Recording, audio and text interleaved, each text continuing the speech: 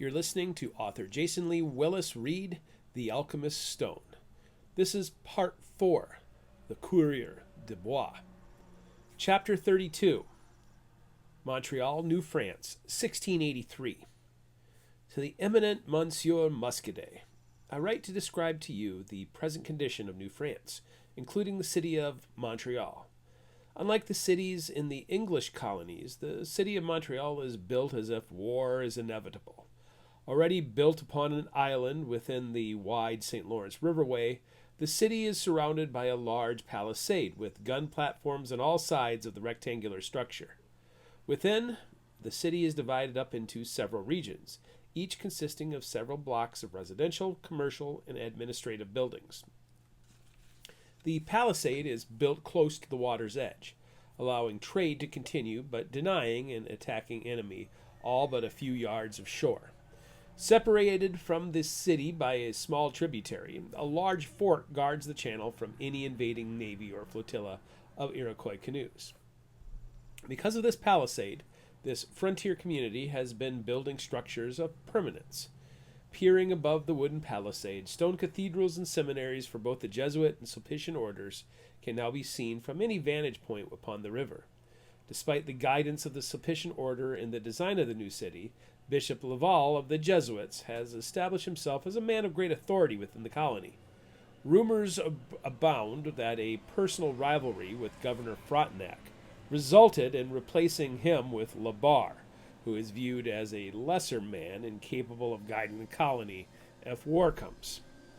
Despite Bishop Laval's sudden power grab, power remains within an aristocratic family that has only enriched itself in recent years.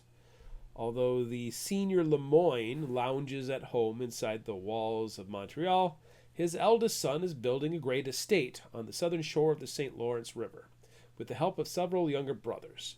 Not only is this new estate the heart of trade, but it is also the most secure stone fort in the region. And although capable of only defending a few hundred souls, it is certainly built to survive in the region. Having spent the summer observing, I write my suspicions that the Lemoyne family has deeply rooted connections to the Order of Eos. Although LeSueur and Bishop Laval controlled the day-to-day affairs in Montreal along the St. Lawrence, the Order of Eos is preparing to make a move in the west. Their effort appears to be two-pronged: Lake Superior and the Gulf of Mexico. Strategically, a great western waterway undoubtedly benefits New France. The Rivière Espiritus de Sanctus, the Great Mississippi, stretches from the north near Superior and travels thousands of miles to the south at the Gulf of Mexico. Controlling the river means surrounding the English colonies and blocking them at the natural border of the Appalachian Mountains. Yet the series of forts being developed do not seem to be intended to defend from an eastern English army, but rather from a foe to the west of the Mississippi. Delhut has returned to Lake Superior to build more forts and strengthen alliances with the Chippewa. And while LaSalle returns home from France, forts are being constructed to allow the Great Lakes to connect to the Mississippi waterway. His return to the Gulf will not serve to protect French interests from the Spanish or English, but to prepare for a western assault against a mighty native nation known as the Snakes. Activity in the English colonies seems minimal, and the presence of the Priory of Ormus only a shadow and a whisper, if that. Even with vast superiority in numbers and resources, the English colonies are disorganized and inefficient. If war does break out, the colonies do not seem prepared to press interests in the West. If there is a race, it is being run between the Order of Eos and the Jesuits. However, there has been a curious development of late. A young nobleman, Baron Lahoughton, has come to New France with 3 companies of Marines.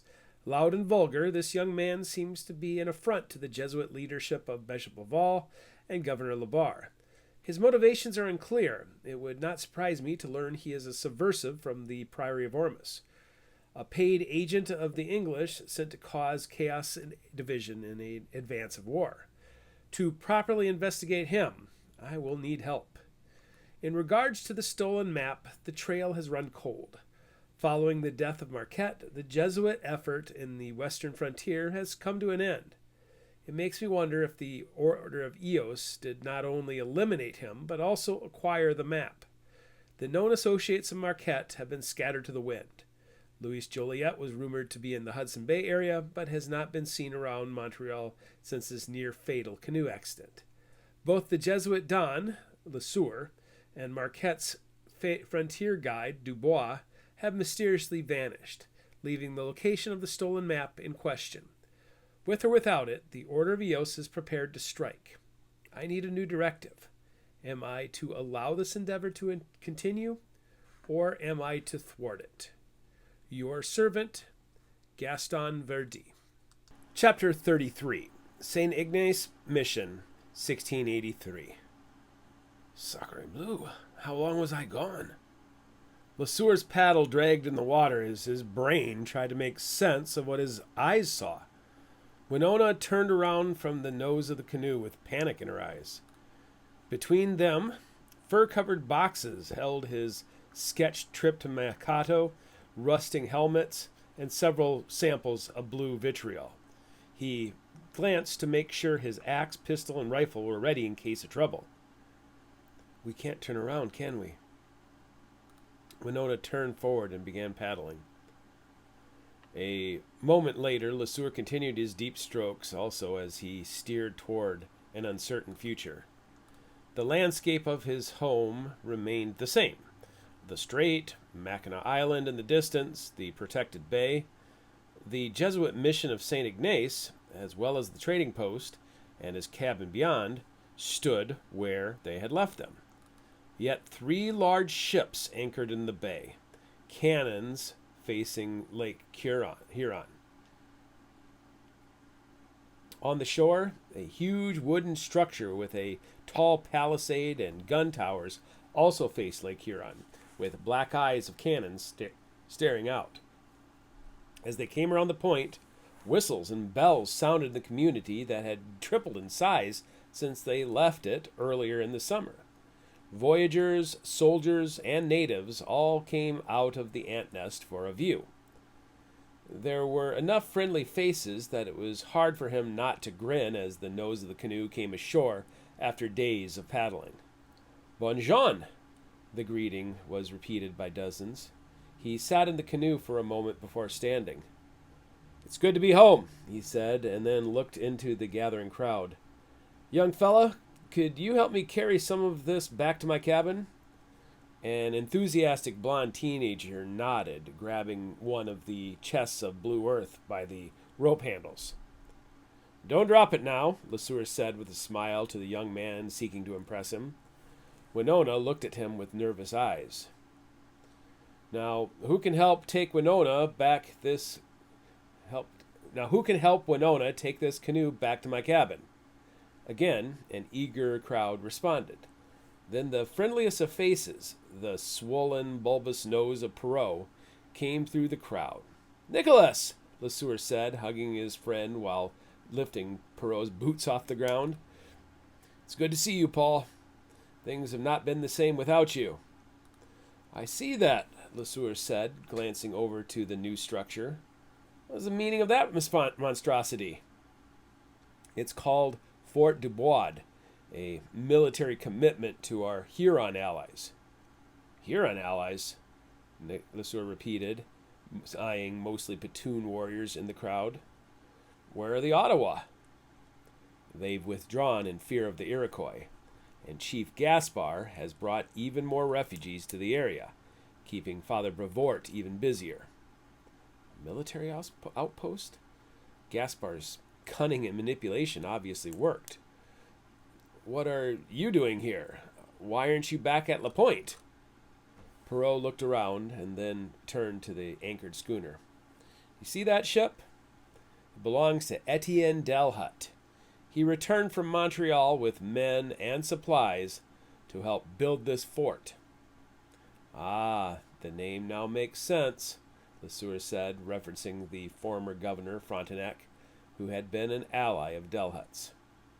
Exactly. In fact, I've been asked by my business partners to quell tensions with the Iroquois after news of the murdered Seneca chief came to them. Apparently, Governor LeSueur has not made a good impression with either the Montreal merchants or the Iroquois. I am to help negotiate a peace. It'll be a good excuse to visit my Madeline also. How's your new homecoming? Slowly. I could have used your help building it this summer. It suits me, but it'll be a while before I can bring the girls back to the frontier with me. We might need your negotiation skills here.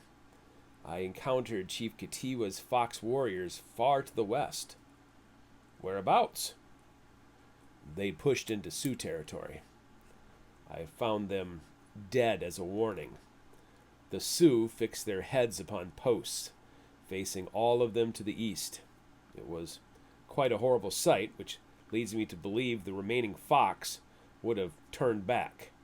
It wouldn't surprise me to find them attacking Ho-Chunk or Menominee villages this autumn. Such chaos. You need to come see the new fort. I'll go tell Delhut you've returned, and you can unpack your belongings. It's wonderful to have you back. So once again, LeSueur walked the grounds of St. Ignace as Paul Bonjean, the fur trader. A few hours later, he inspected the fort while Winona tended to their home and garden.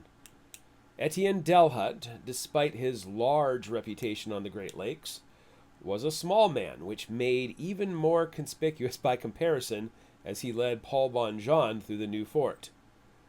Perrault told me all about your defense of the region during the Fox invasion. Besides being an efficient trader and merchant, you are also an adept soldier, it would appear. Perrault's daughters are like little sisters to me, LeSueur said as they walked upon the top of the walls overlooking the mission and the trading post. From the elevated position, LeSueur spotted Chief Gaspar's camp on Mackinac Island. Well, if it was incidental, you helped protect the business interests of many of my friends in Montreal. Isn't that right, Jacques? The well-dressed commandant suddenly acquiesced to the wild-eyed blonde trailing them. And in that moment, LeSueur understood the aristocratic pecking order. Delhut, for all his bluster, was a servant. I don't know if we've properly met, LeSueur said. I know all about you. You're a legend in these woods. They even talk about you in Montreal. I must say, you certainly do look like a bear with a mane of black hair and your beard. I'm Jacques Lemoyne. Jacques is the son of Charles Lemoyne, Perrault explained. The man who buys all these furs and sends them back to Europe. Which are you? Delhut began. The second son of Lemoyne? Second son and first outcast, Jacques said. My older brother and heir is Charles. Followed after me are Pierre, Paul, Francois, Joseph, and of course the little ones. They told me I was to learn the family business, but with so many younger brothers, I think they're just finding a way to get me out of Montreal. Will you go back east now that summer is over? LeSueur asked. No, my family decided I'm to be a businessman, so I'll learn the trade, Jacques admitted. My younger brother Joseph is apprenticing with the Lahontan Marines, so if I am to have a place in this world, I'll remain here as a business apprentice. LeSueur turned to Perrault. So I've been running the post for the Lemoyne family. Perrault grinned and shrugged. Technically, it's my commission, so I can have whoever I want run it. But yes, you've been supplying the Lemoyne family. LeSueur sighed. The more help, the merrier. Thank you, Jacques said. My father says Bishop Laval is intent on ruining the market with his new policies, which is meant to hurt our family. Delhut explained. Bishop Laval, for all intents and purposes, is the real governor of New France. Frontenac was always an ally of fur traders like yourself, but Bishop Laval is doing his best to restrict markets. The Jesuits want the Indian tribes all to themselves, so they can control them like puppets. We're trying to treat them as business partners. In that vein, you've done a really good job here at St. Ignace. If the other Jesuits are like Father Brevoort, I understand your point completely, he said as Bonjean. The men chuckled, and LeSueur faked his way through a dinner with his friends and enemies. By the time dinner ended, he'd met the fort commander, discerned Delhut's plans for his alliance with the Chippewa in the north, learned of LaSalle's success in the south, and understood that his trusted friend Perrault was just a low rung on a tall ladder. But it was Charles Le Moyne building a private empire.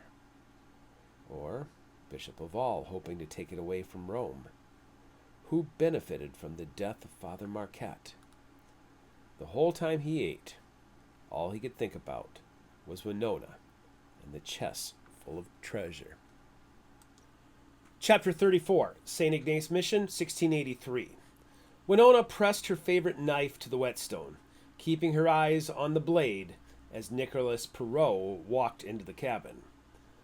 Bearman led the ugly trapper to the chair and then sat near the fire.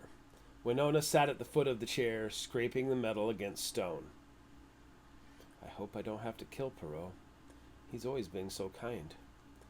Bearman picked up his string of beads, holding it in his hands as he prayed to Inyan in his peculiar manner.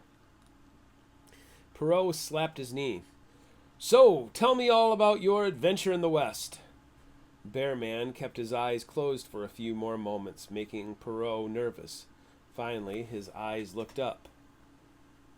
Tell me the truth about these men. The soldiers? They're here because of your pledged alliance with Chief Gaspar. From what I've heard, he's wedged himself between the Anishinaabe and the French. He didn't want his people to be cast away like the Kickapoo or Miami. Bearman shook his head.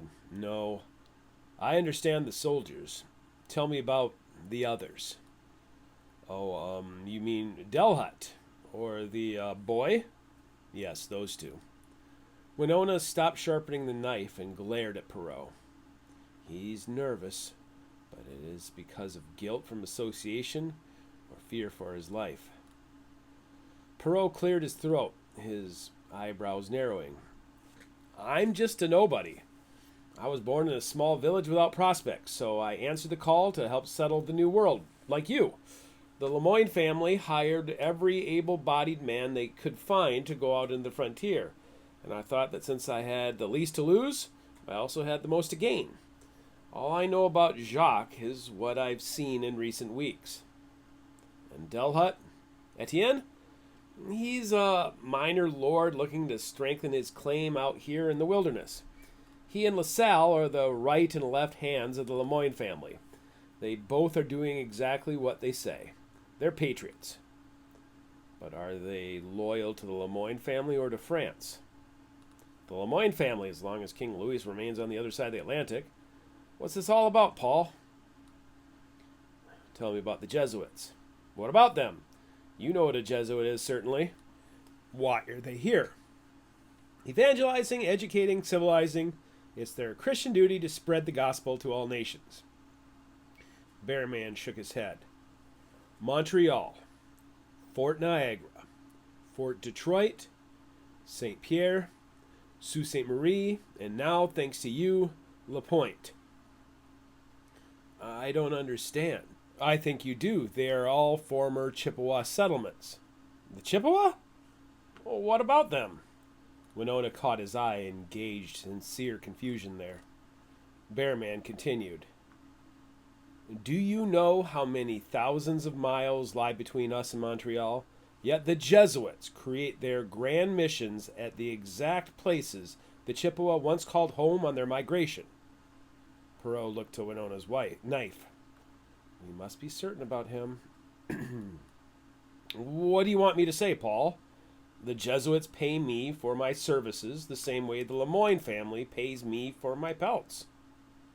The southern shore of Lake Superior has countless streams, bounteous hunting, and thick forests capable of sustaining large villages. The northern shore is all but empty. But now the entire Chippewa nation gathers to Chief Baquinas upon the islands around your new trading post, while Etienne Delhut sets up a French fort? Explain this to me. I think you understand what is happening as well as I do. They are staging in order to take the upper Mississippi waterway. Why? So they can pen the English in. If they take the entire Mississippi River system, from Superior all the way to the Gulf, trade and travel can help France dwarf the efforts of the English colonies east of the Appalachians. Bearman shook his head. Green Bay is the heart of it. Or Chicago. France could invest in a short portage route and the Great Lakes could be connected to the Gulf. No, we both know why Delhut needs the Chippewa. Perot kept glancing at her before answering. I'm just a commoner. I don't pretend to know the ways of popes and kings. Please, you were friends with Father Marquette. If anyone knew his mind and purpose, it was you. Perot's face suddenly flashed anger. Did you kill Père? Me? I should be asking you that question. Why would I hurt such a man? Perot was telling the truth. LeSueur explained. It depends on what he wanted, whose side he was on. This is what I know. The Jesuits have been searching for the same thing the Chippewas seek, somewhere in the Dakota Territory. Now the Lemoyne family comes following the same path. They do not care about expanding fur trade or strengthening France against England. They mean to defeat the Sioux. Father Marquette, before his death, meant to befriend the Sioux, to avoid the terrible conflict that is now facing us. Killing Marquette allowed the Lemoyne family to step ahead of Jesuit interests. I see your point. Oh, but I have not yet arrived at my point. Perot looked frightened. Which is? Winona set down the knife, and Perot flinched. She retrieved a piece of paper, which she handed to Bearman, who then handed it to Perot. The Haunted Valley, Makato. Perot studied the series of rivers as well as the strange markings. Bearman continued, This is just a small piece of the map Father Marquette gave to me after he was poisoned. He searched for a place found in legend and lore, located in a land where water flowed in all directions and the earth bled blue. Bearman lifted his beer mug and handed it to Perot. This is the blue earth. Perot looked inside the mug to the fine blue sand, glistening and engorged with moisture, yet at the same time discernible grains of sand. I want revenge against the man who killed Father Marquette, but I also want to help Winona protect her people from the coming slaughter. At Father Marquette's request, I lingered in the region after his death, took a false identity, and maintained a commodity that no other man had in the region, the ability to speak with the Sioux. We have found the place the Jesuits and Lemoyne families seek, but we don't know what to do with the information. I am Pierre Charles LeSueur, the hired don of the Jesuits. The lost translator, Perot said, a wry smile on his face. Winona and I know time is running out for us to act, which is why we need your help. My help? Dear God, I thought you were about to kill me. Nick, you are the only honest man I know on the frontier. Your only concern is for the welfare of your family back at Becancour. You sheltered me when I was at the mercy of my enemies, and you saved my family. To solve this riddle, I need answers. I worry the Lemoynes are the visible hand of an invisible enemy. I also worry that the Jesuits might have turned on their own missionary. I cannot return to Montreal or risk revealing Paul Bonjean as Pierre Charles LeSueur. You've been summoned. After dealing with the Iroquois, it would only be seen as logical to visit your family at Three Rivers, either from libraries in Montreal or those in Boston. I need to understand what my enemies seek so I can make the right decision for all. Turn the map over. Perot did, and upon the back of the sketch map, he found a list of terms and topics.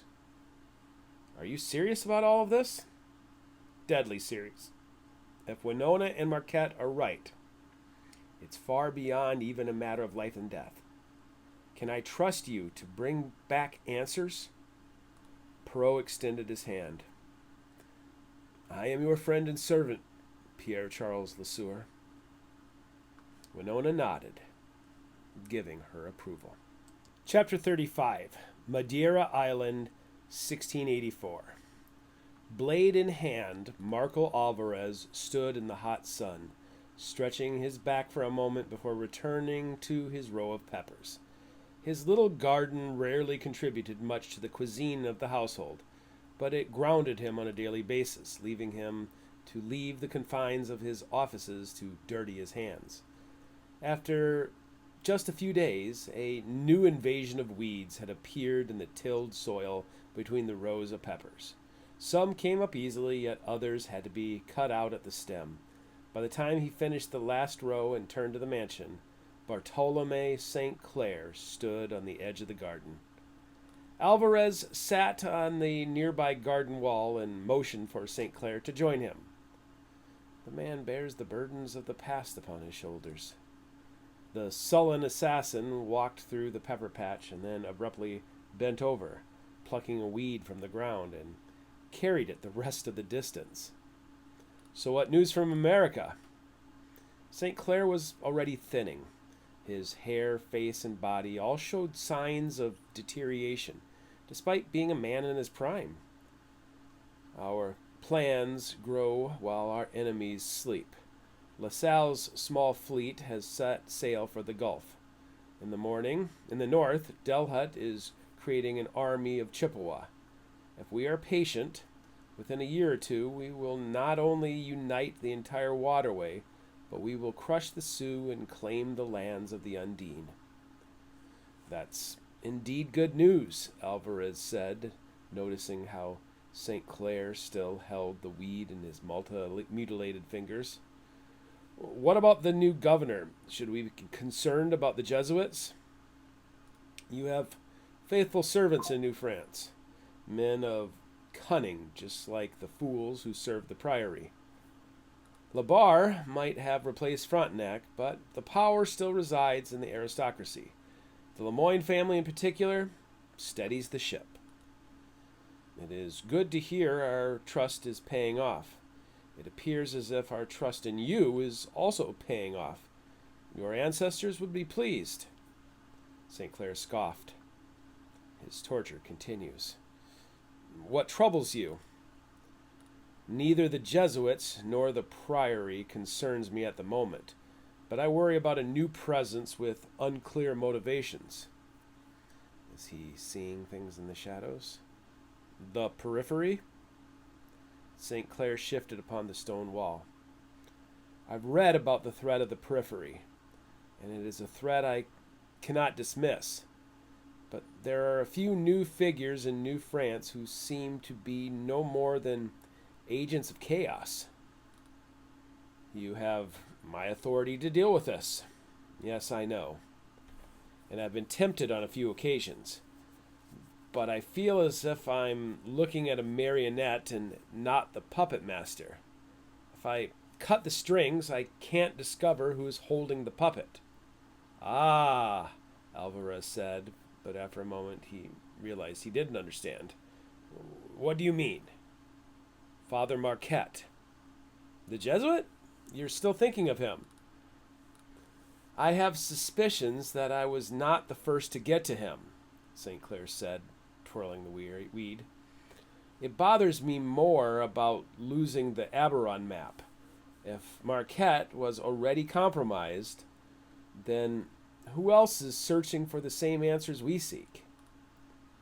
The Priory of Ormus? St. Clair scoffed. They are English fools who lost the map, so either they are too stupid to understand what it meant or they simply no longer care. There were 3 men, known associates of Father Marquette: Louis Joliet, Philip Dubois, and Pierre Charles LeSueur. After the priest's death, all 3 vanished in the wind, which makes me think, Bartolome, I hate to tell you this, but I have other plans for you. What plans? Am I not going back to New France? Another storm is coming, but the Order of Eos will not be swept into oblivion. We have firm roots around the world, and our operatives, like you, will turn nation against nation so that we might continue the work of our ancestors. You have been critical in helping our Western Star plans come to fruition, but for the North Star plan to work, the Order must evolve. It must change. I am sending you to our eastern colony to prepare them for the coming change. Do you understand what this means? You're sending me to the Free States? I'm being exiled to Madagascar? No, it means more than that. Our experiment in democratic government is flourishing, unbeknownst to the rest of the world. I am grooming you for elected leadership. I sit upon the throne as a steward. Your blood gives you more of a right than any other family to rule as a tyrant. With the work you've done in New France, the colonists in Madagascar would support your rule. So now I send you to the Free States as a servant to show them your worth. Now, let us go inside and speak of what must happen.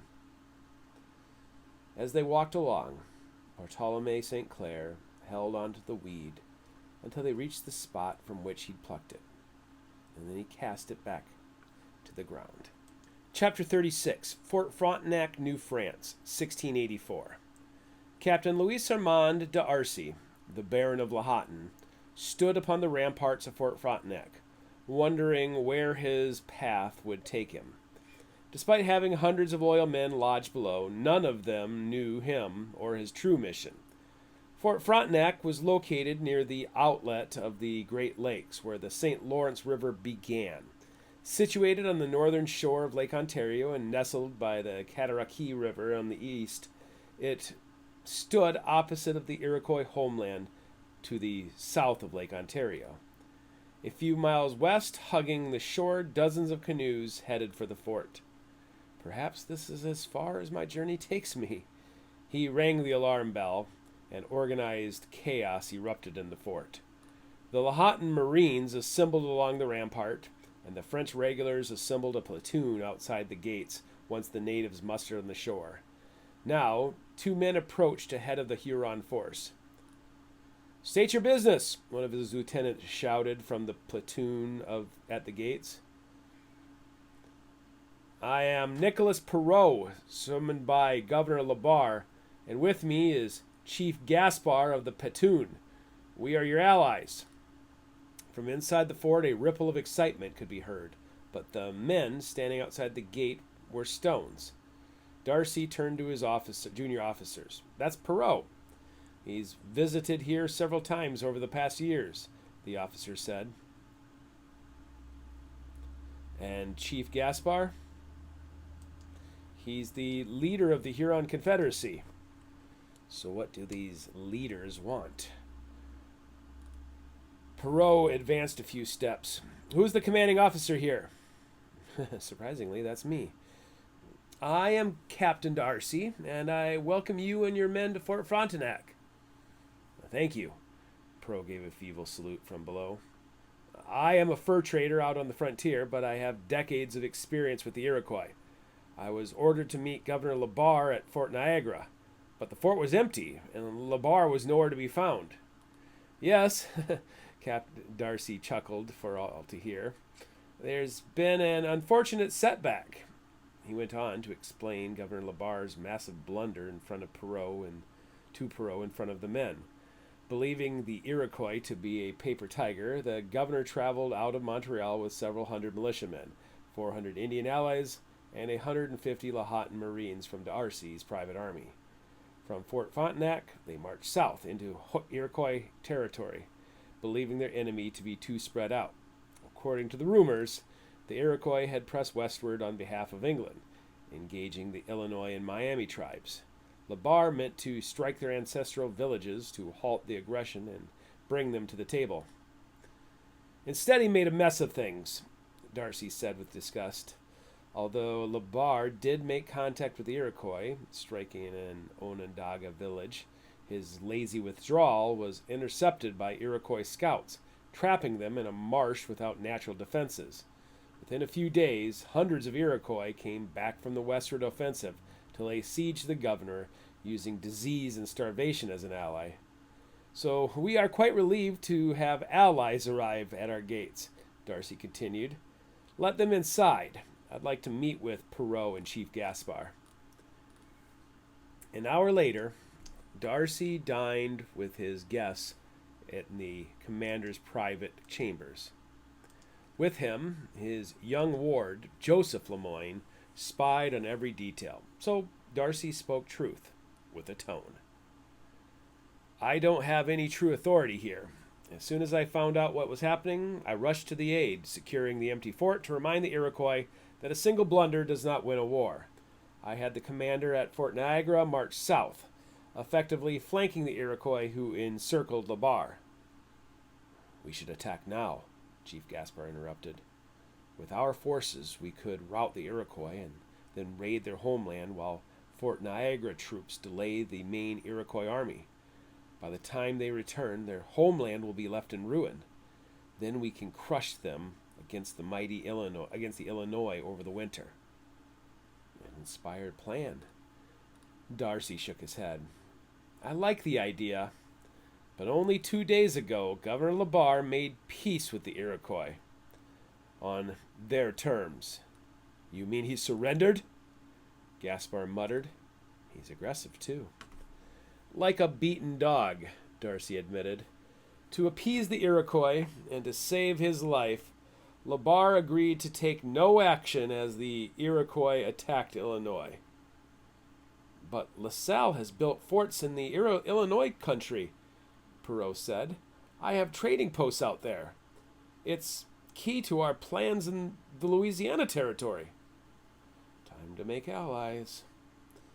Governor LeSueur only worries about his own personal profits, and he sees LaSalle and Lemoyne investments as more of a threat than he sees the Iroquois. Tell them, Lieutenant Lemoyne. Joseph Lemoyne explained the animosity between his family and the alliance of LeSueur and Bishop Laval. All of LeSueur's finances are tied up in investments in Quebec, which he wants to expand. He sees the Louisiana territory as a threat to his investments. Doesn't LeSueur know he's going to wake the sleeping giant? Perrault asked. LeSueur is either a great fool or a great villain, Darcy said. But either way, I've been sent to escort him back to Montreal and send the second of my 3 companies to secure the fort. You were ordered to return to Fort Niagara? Yes. When I was your age, I traded with the Iroquois, Perrault said. You were summoned before LeSueur even entered Iroquois territory. Yes, I was, Perrault answered. I welcome your wisdom and experience. Perhaps together we can bring some sanity to Montreal. But first, I want to get to know the other wise man, Gaspar, last of the Magi. Chapter 37, St. Ignace Mission, 1685. While fear built in the east, prophets rolled into the trading post over the winter. While most animals hunkered down for the cold winter, trappers entered into a flurry of activity using the frozen rivers, lakes, and ponds to trap beaver at the peak of efficiency. Mighty Paul Bonjean, golden-haired Jacques Lemoyne, and stoic Winona greeted each other and every customer at the trading post. But those who stayed at the settlement for more than a few days would find themselves under the watchful eye and discerning ear of Winona. Each night, LeSueur and Winona would sit together at their fireplace and speak openly of the day's events. Father Bois is writing letters to Montreal, complaining about your practices here, she said to him one evening. Is he? What complaints? The sale of vices, especially alcohol and tobacco. I only provide what my clients want in trade. Has he not seen the vast inventory we've gathered? Father Bois is not your friend. Why do you treat these priests so kindly? They just don't realize they're my allies. Allies? Then why did they hunt for a man named LeSueur? LeSueur is a suspect in the death of Marquette, but even if my mentor was alive, they would arrest me for breaking my oath as a Don. The man who poisoned him wore the robes of a Jesuit, so I must play the part of Bon Jean until I find the men responsible for his murder. It's possible Marquette was betrayed by his own Jesuit order, but it might be an unknown enemy. Very soon, I believe the plot will reveal itself. Is that why we waste time here? Wasting our time? We live between two worlds. I can't go west, nor can I go east, not without revealing my true self. When Perrault returns, we will have answers. I will then know what to do. You don't believe you are the Wishwe, do you? If you are right, and the Serpent Star was meant for me, then I must not rush into danger foolishly. I need to understand this white egg you speak of, and the enemy I'm about to fight. I can't just rely on idle tales told around a Dakota campfire. I need answers for my people. I need to understand what they seek and why they seek it. These are not idle tales, Winona protested. There is much more truth in our campfires than can be found in any of your books. How much longer must we wait here? She's growing impatient. What does she want from me? Perrault will have arrived in Montreal by now, and once he finds the text, he'll return and give us information we need. I need allies in this fight, and 3 people are not enough. I'm surrounded by enemies, but perhaps I can find friends also. If we wait too long, men like Delhut will wage war against my people. Already he is arming the Chippewa all along the shores of Lake Superior. He gathers an army at the islands around La Pointe. When spring comes, he could begin a war. No. They need to wait for LaSalle to come up the Mississippi. I know their plans, and we still have time to wait. But what if my people don't wait? Winona asked, and left the fireplace for their warm bed. LeSueur ignored her, but a chill ran down his spine, thinking of the snakes. Are they a threat? Chapter 39, Lake Ontario, 1686. Chief Gaspar took a moment to gather his thoughts before he entered the lion's den. There had been several moments since his family's death that he almost died, but Lahontan's risky plan meant a likely death.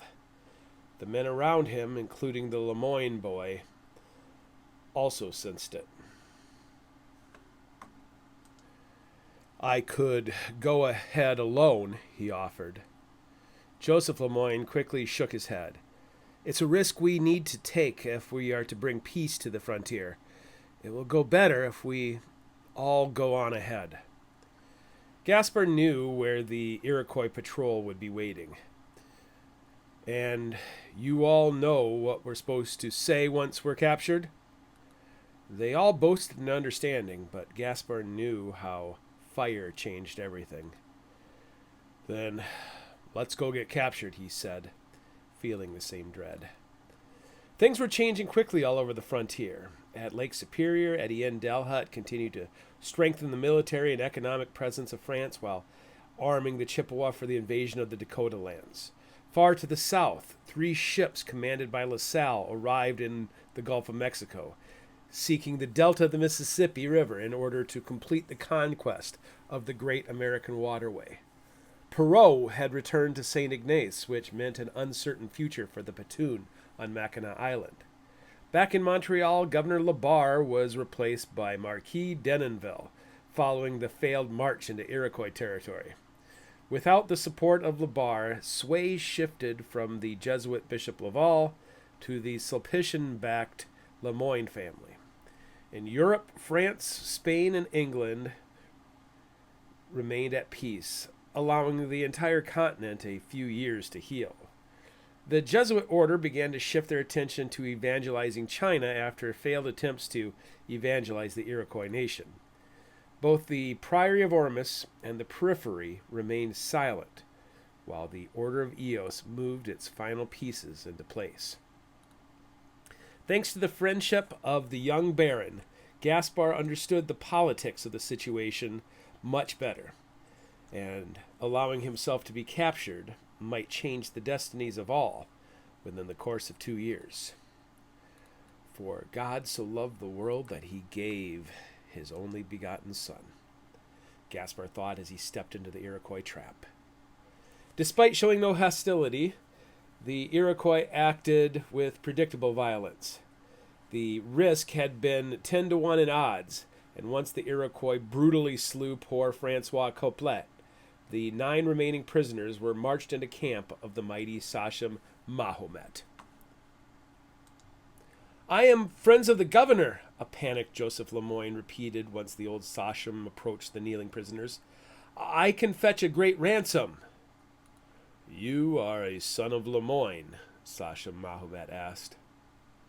Lemoyne looked out of the corner of his eyes to Gaspar for approval. "He is a son of Lemoyne," Gaspar said, "and if you were to bring him to Fort Frontenac, your village would be greatly enriched. But if you free us, I will give you information that will avoid a great slaughter." "A great slaughter?" "From an enemy that traps itself in a swamp." Sachem Mahomet's grandstanding brought laughter from the village. Captain Darcy had been right again. The Iroquois village was filled with young boys, old men, and women. All the warriors were in the west fighting the Illinois people. Gaspar traded information. The previous governor was a fool, but a strategic fool. He was allowed to make a blunder to lead you to believe all Frenchmen were fools. The new governor is not a fool and has hidden 3 armies on the northern shore of Ontario, with plans to sweep down and flood the homeland of the Iroquois while your armies are fighting in the west.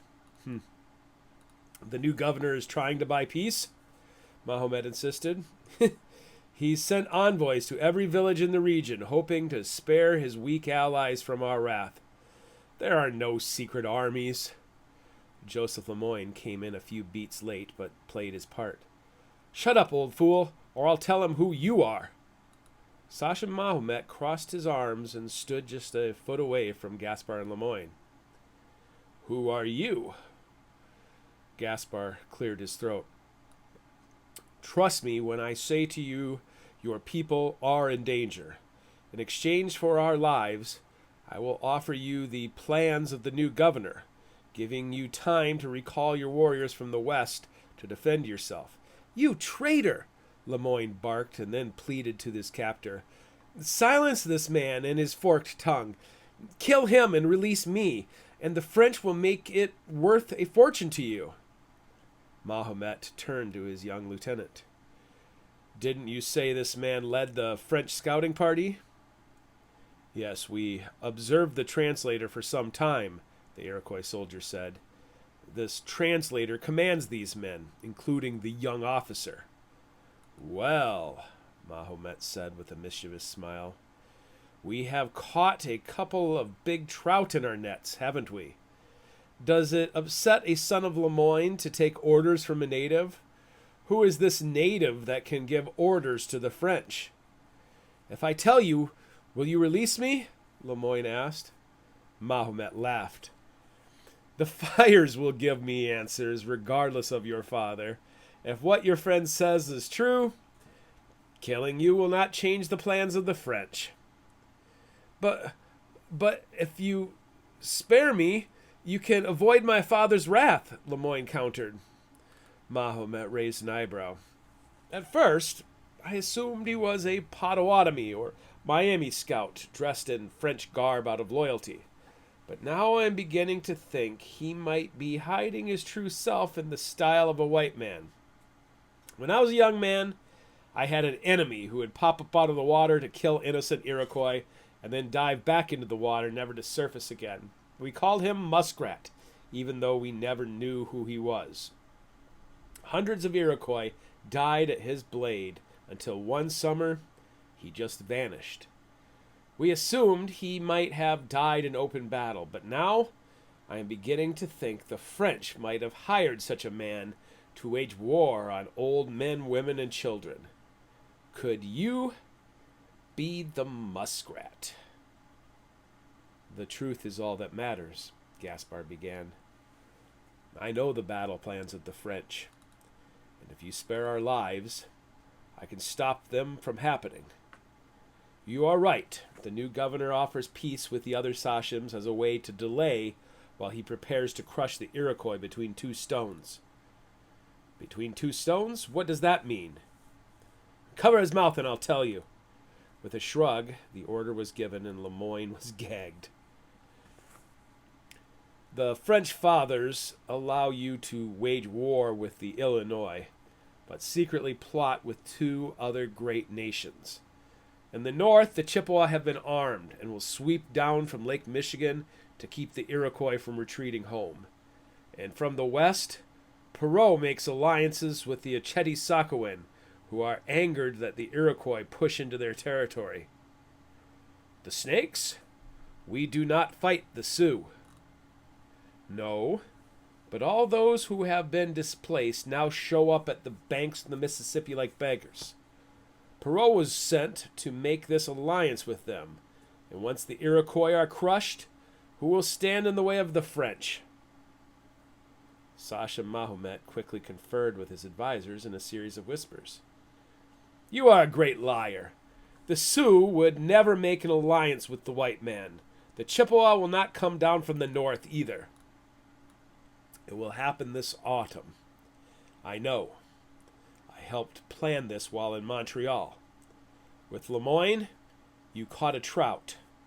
With me, you caught a great salmon. I am indeed Kondiaronk, the muskrat, chief of the Patoon. I have been sent back to the east to pluck out the Iroquois people by the roots, but I allowed myself to be captured so that I could speak to the greatest of all Iroquois sachem, mighty Mahomet, to reason with him. If the new governor gets his way, we will see a greater war than we've ever seen. All nations will lose, and the small place I have prepared for my Patoon will be swept away by the same French fires that will burn into the lands of the Iroquois by the northern winds of Lake Ontario. I am Chief Gaspar of the Huron Confederacy. And now I will either die or get my vengeance." It took several chaotic meetings and several beatings before the decision was made. Gaspar would be taken as ransom.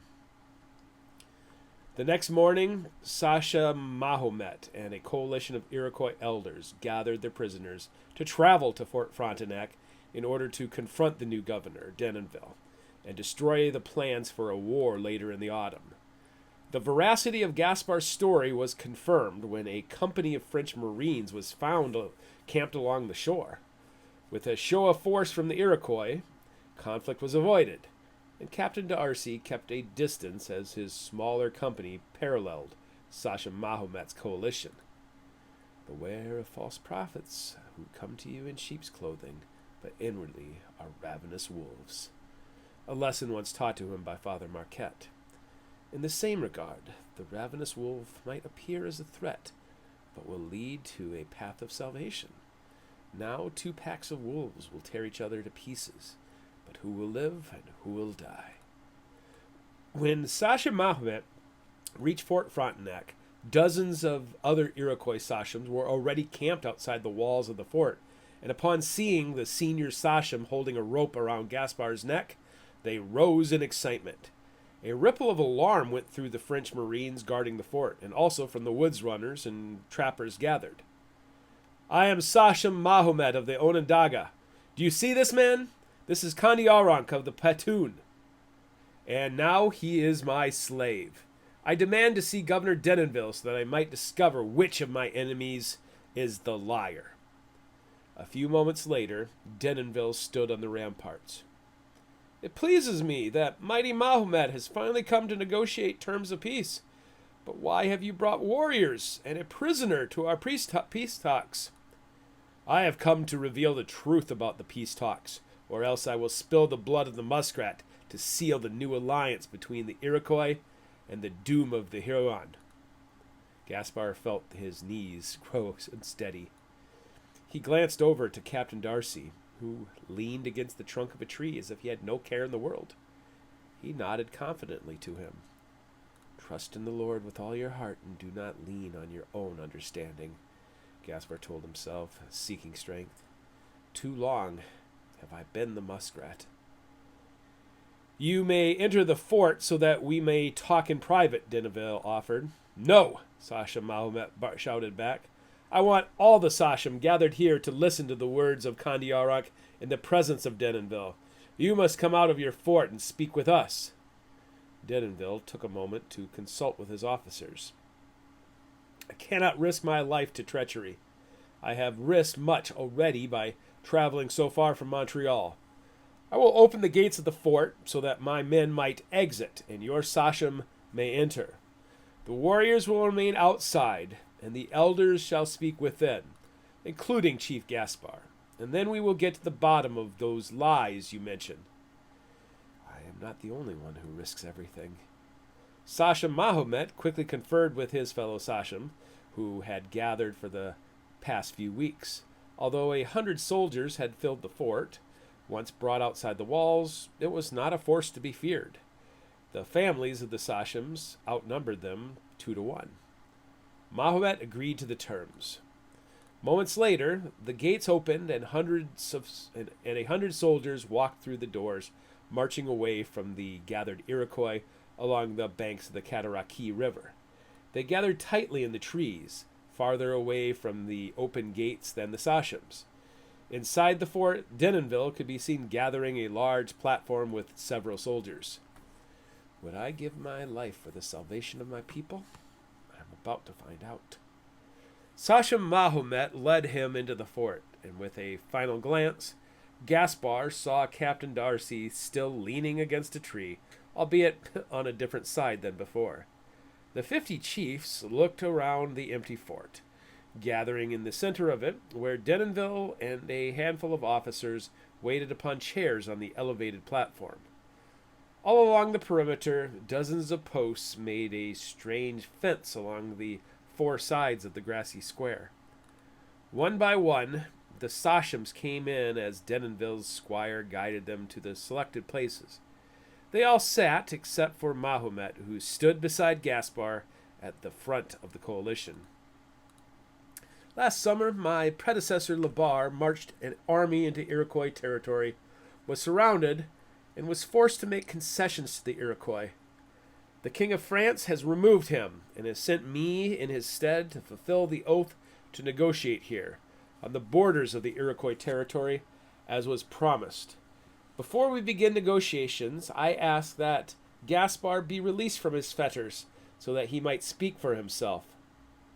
Denonville gestured to a place midway between the Iroquois and the platform. Mahomet relented, vigorously tugging at the knots until the rope was freed. Gaspar felt his neck and walked a few paces. "What do you have to say for yourself?" Denonville asked.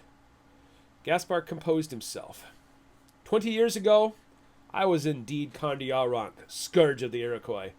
I was an angry young man who lost everything to the greed of the Iroquois, and with every death, my darkness grew rather than diminished.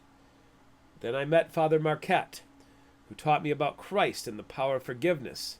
I set aside the hatchet and lived in harmony upon Mackinac Island. But the greed of the Iroquois pressed ever westward, and once again my people are in danger, about to be caught between 2 stones, the Iroquois and the Sioux. At my baptism, I let Kondiaronk die and allowed Gaspar to be reborn. But before this, I swore an oath to have vengeance upon the Iroquois for what they did to my family, and so many families along the Great Lakes.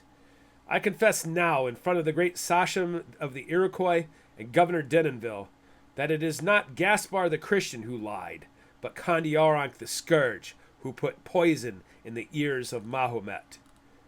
The decorative skirting from the platform dropped away, and Darcy's sharpshooters laid upon their bellies, muskets armed and aimed. Gaspar jogged forward as the trap quickly revealed itself. The heavy gates slammed shut, and a moment later, young boys ran around the ramparts, igniting the cannons.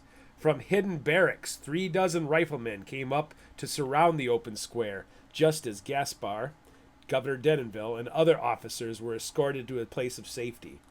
Outside, the sound of 1,000 militiamen and the Lahat Marines surrounded the entire complex, trapping the Sachem and their families between a rock and a hard place.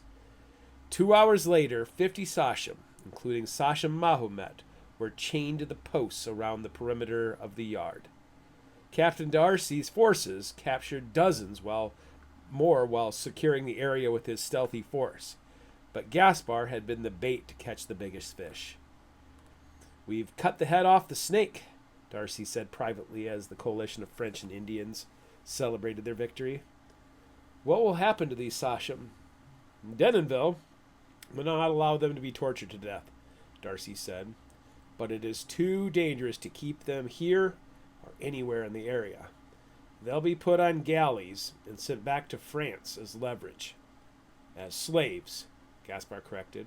"Yes, as slaves. This is how victory is achieved. Without these men, the Iroquois leadership is crippled. The western armies of the Iroquois will have no choice but to withdraw from the lands of the Miami and Illinois to prevent the destruction of their homeland, allowing us to do our duty in the West." "Our duty," Gaspar recoiled, knowing what Darcy planned next. Never in 100 lifetimes did Gaspar expect to make an alliance with a pompous French aristocrat. But when the young captain revealed his true self and his true alliances, Gaspar could not deny his duty to the greater good. Captain Darcy's plan went beyond vengeance. It went beyond his duty to his people. Darcy had offered Gaspar an opportunity to fight against the darkness in the world. "If we do this, Denonville will do more than chain us to posts once he learns of our treason." Darcy smiled. "Not if we do it right. He's too focused on security in Montreal to think how this will impact the West. We've toppled one empire. Let's topple another." Chapter 40.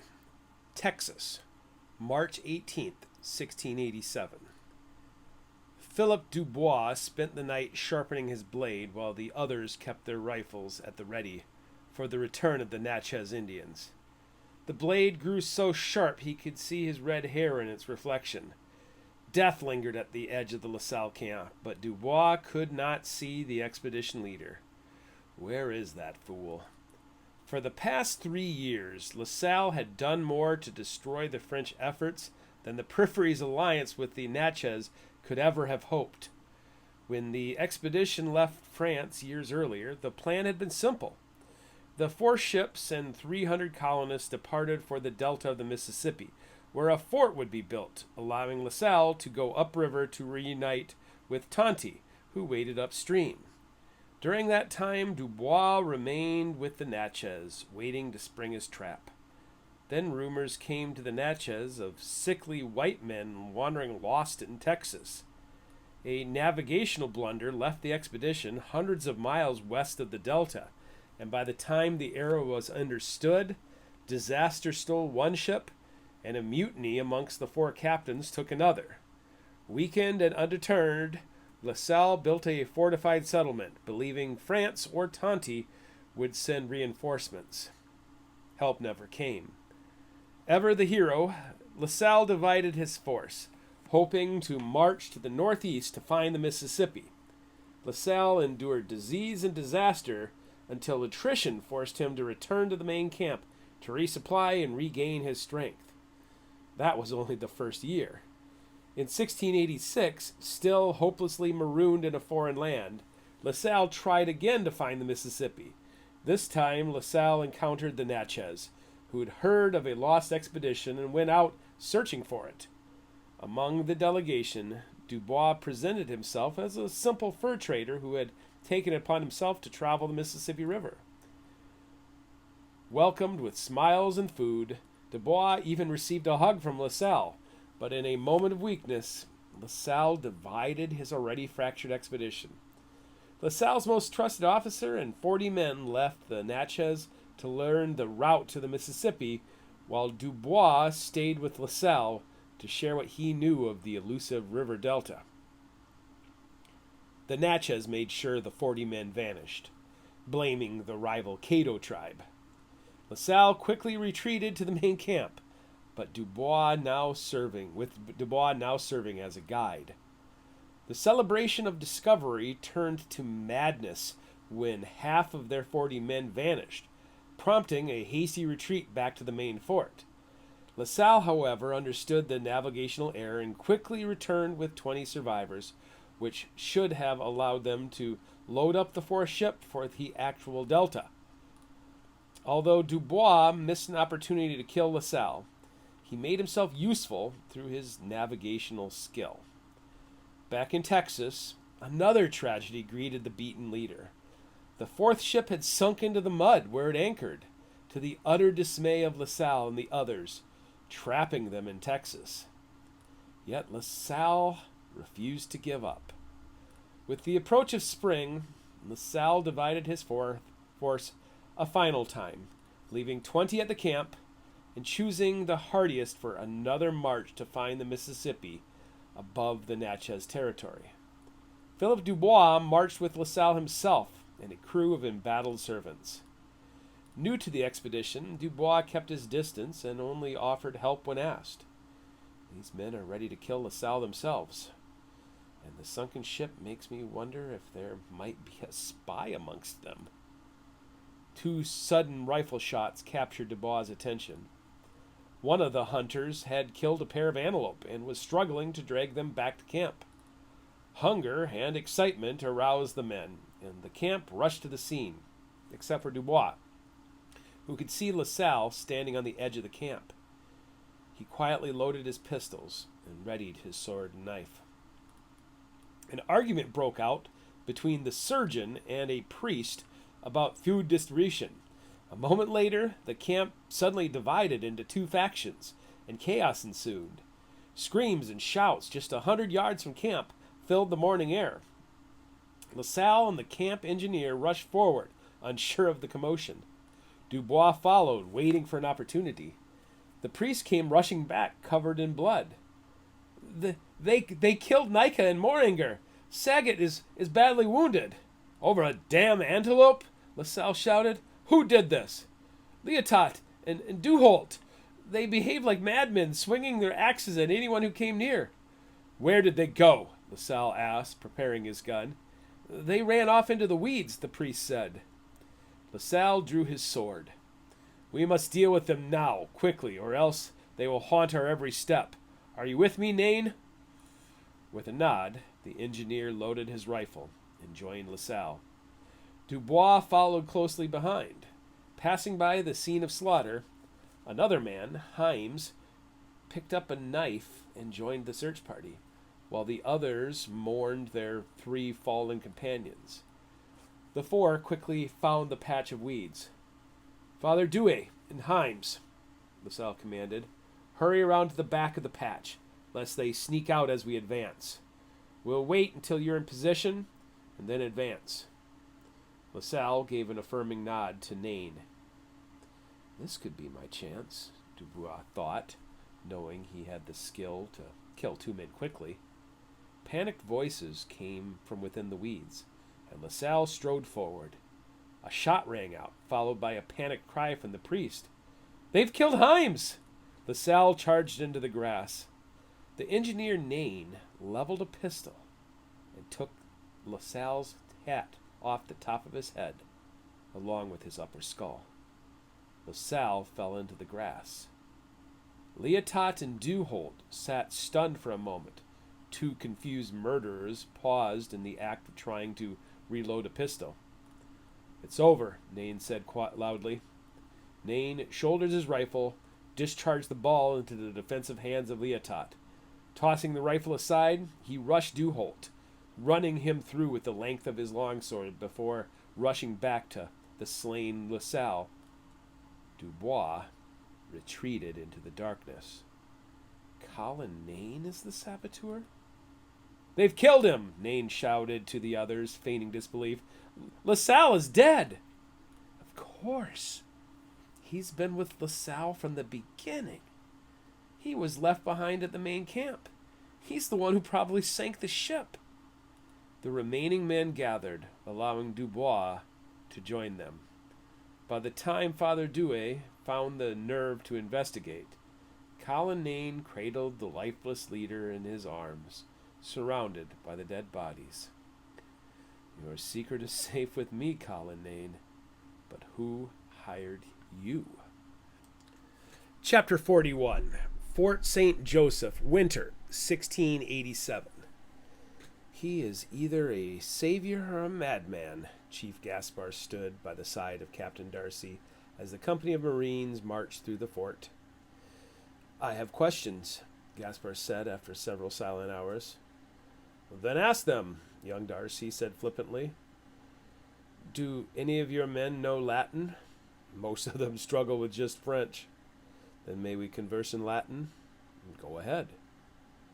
If you go through with this plan, Gaspar began in Latin, but hesitated when he thought of his old mentor Marquette. When they realize your treason, won't they kill you? To be honest, I'm lucky to still be alive even now. God watches over even the greatest of fools, but for some reason you seem to have found his favor more than most. Your plan back at Fort Frontenac. You've given the Iroquois a greater wound than any man in the past century. But now you are willing to throw it all away. I did not come to New France to make a name for myself or to become a hero. I thought I made myself clear about that, Gaspar. We've discussed my mission. Am I just a coward? He's willing to give his life for this foolish mission. Is God testing my resolve? I understand your purpose, especially when it meant hurting the Iroquois. But once we enter that fort, you will jump over the edge of a cliff. There will be no turning back. A cliff? Yeah, yes, I know. I won't have much time, will I? Darcy grinned fearlessly. The fall will most likely kill me, but if I do manage to emerge to the surface, I know how to swim to shore. I've made plans even before I left Montreal. I've taken a leap of faith, and I haven't. Everything I do for my people. That is my loyalty. My plan to capture the Sachams, did that not help your people? For now, yes. For my great scheme to work, it needed to happen. My plan for Fort St. Joseph is just the next small step, followed by another and another. This fool will become the enemy of France. But this small plan, Gaspar protested, it will cost you your life when it's discovered. I asked you to trust me, and you pledged your trust. So I tell you now, the coming plans will create so much chaos that what we are about to do here will soon be absolutely forgotten. Just as Gaspar had worn the mask of the muskrat, Captain Darcy also wore a mask. His alliance went beyond the Kingdom of France, and if his story was true, he was a beacon of light in a world of darkness. And I'm about to jump over the cliff with him. Then I will trust you. As long as it serves your people, Darcy quipped. No, I do this to serve the Creator. But that's the belief of every zealot and lunatic. Am I a madman? Ottawa and Chippewa families poured out of the fort, creating a crowd of onlookers. The recent snow brought by Lake Michigan already melted from the rooftops. The small group of men assigned to the fort, soldiers and Jesuits, could not hide their smiles at the sign of a large force of reinforcements. Their smiles soon vanished when Captain Darcy gave them their orders. Arresting Sachams served the Kingdom of France. Now we work against its interest. Darcy jumped off the metaphoric cliff with a lie. At the command of Governor Denonville, all resources at Fort St. Joseph are to be transferred to Fort Frontenac. What is the meaning of this? The local Jesuit protested loudly. We've been ministering to these people since the days of Father Marquette. Who? Darcy mocked. Then stay and minister. But the soldiers and resources here are under the jurisdiction of Governor Denonville, and I've been given my orders. I'll give you 24 hours to gather your belongings, but as soon as the soldiers are prepared, we march. You're abandoning the fort. Oh no, we're burning the fort, Darcy explained, sealing his fate. Gaspar picked up his torch and committed to the next step in the treasonous plan. And then onto Fort Mackinac. Chapter 42, St. Ignace Mission, Winter, 1687. With the cold wind blowing outside, Pierre-Charles LeSueur studied by lamp during the long nights of the northern winter. Winona stood over his shoulder, and he glanced up, almost convinced she was reading along with him. On the page, she saw the drawing of the Philosopher's Stone. The White Egg of Wishwe? This book is mostly the same as the others, LeSueur said as she continued to walk by his place near the fire. It goes on and on about the properties of the Philosopher's Stone, but it never once clearly explains the purpose for it. It's a weapon to fight no soul. The men who seek it know nothing about Wishwe or the shape-shifting monster known as No Soul, LeSueur said. If I am to understand what to do with this knowledge, I need to understand what the thing does. Winona seemed adamant that it connected to her legends and prophecies. Isn't it obvious? It transforms whatever it touches. In the legend, Wishwe uses it against No Soul because the monster can change form. Its magic counters the magic of the evil spirit.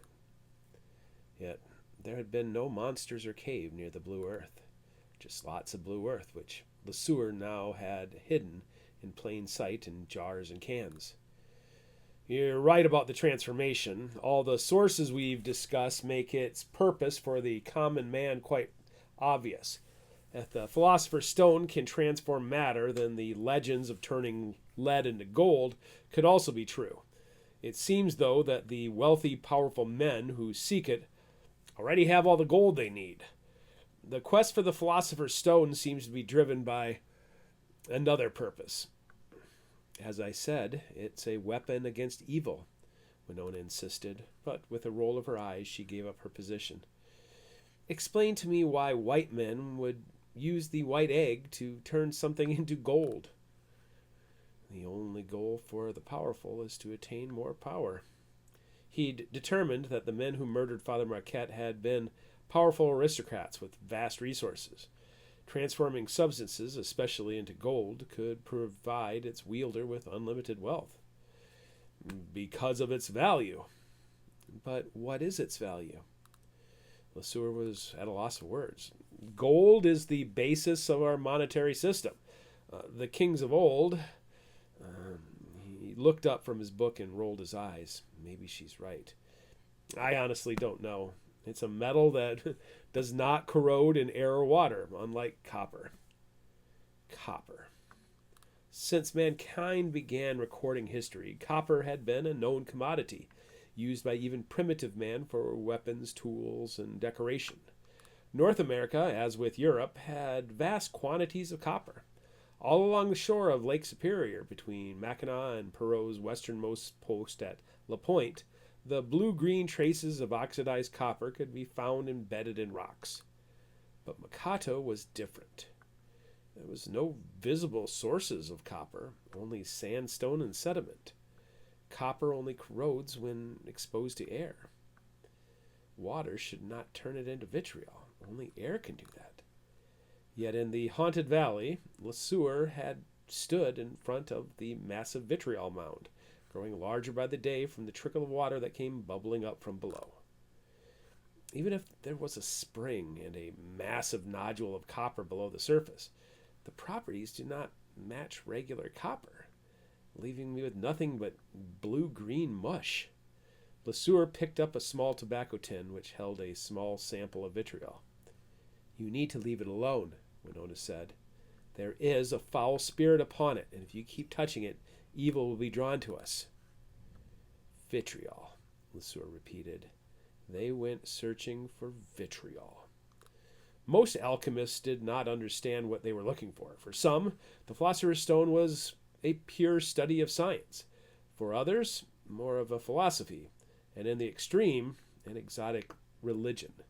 Eastern alchemy varied wildly from Western alchemy, which drove LeSueur crazy for months in trying to reconcile the difference.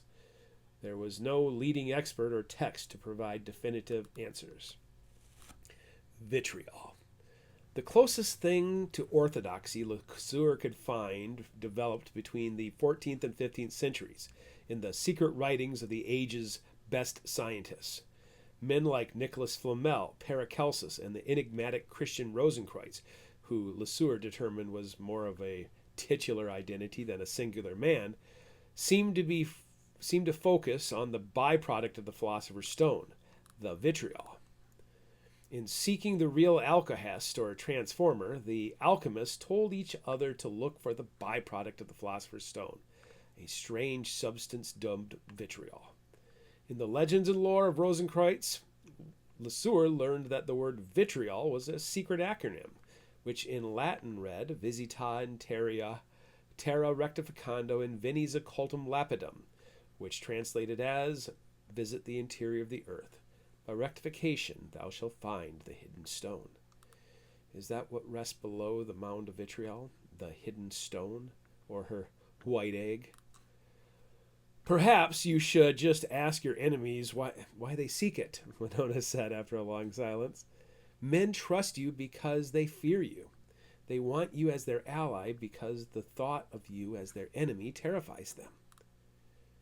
I only have speculation that the Lemoyne family is behind this. It could be someone else in the shadows. LeSueur chuckled. I should ask Jacques Lemoyne to look at the map and fiddle with the blue earth. Is that your strategy? When the Chippewa arrived at the borders of my grandfather's territory, driven west by the Iroquois, they claimed the truth did not come for quite a while. The warriors and scouts did not understand, but one day one of their skull priests was captured, and the truth was spoken plainly. The skull priest revealed that the migration of the Chippewa began generations earlier, driven by prophecies. It was their divine right, the priest claimed, to claim the lands of the Dakota. The signs, portents, and omens were clear. So my grandfather asked a simple question. Why? The skull priest said they were seeking a spiritual object, a key to their prophecies, a water drum that could be used to save all of humanity from an impending doom. Armed with the water drum, their coming savior would defeat the coming darkness and usher in a new era of light. Water drum, is that the same as your white egg? LeSueur asked. Is that what Chief Bakina seeks? Winona raised her eyebrows. I believe so. My grandfather asked this question, and his mortal enemy told him. Perhaps you should just ask your enemy why they seek the philosopher's stone. So far, my enemy has sent only servants. I'm waiting for them to send a skull priest. So far, my enemy has only sent servants. I'm waiting for them to send a skull priest. What if they already have? Winona said and walked to their bed. Marquette? LeSueur dismissed the notion almost immediately, but then had to ask himself, why did the Jesuits seek the philosopher's stone? From Father Marquette to Bishop Laval, the Jesuits followed the Seven Fires Trail like a detective investigating a crime scene. If Marquette had not been poisoned, I would now ask him why they seek it. Would he have known the answer? Winona asked. Or was he just a servant? LeSueur put a lid back on the vitriol. By rectification you shall find the hidden stone. Was it a literal stone, or is it a substance? He was going to have to dig. If the philosopher's stone was buried, he would need a team of miners to remove the soil, but with the river just yards away, it would take a great deal of engineering. He would take a dozen woods runners only to have the hole collapse on itself. But then what? That night he dreamt he was a boy, standing at Jacques Marquette's side upon the floor of the haunted valley, where the river of death and the blue earth river came together. Marquette chanted a strange song, and the earth around the stone swirled like a whirlpool and lifted away, revealing a pulsing object at the bottom of a dark chasm.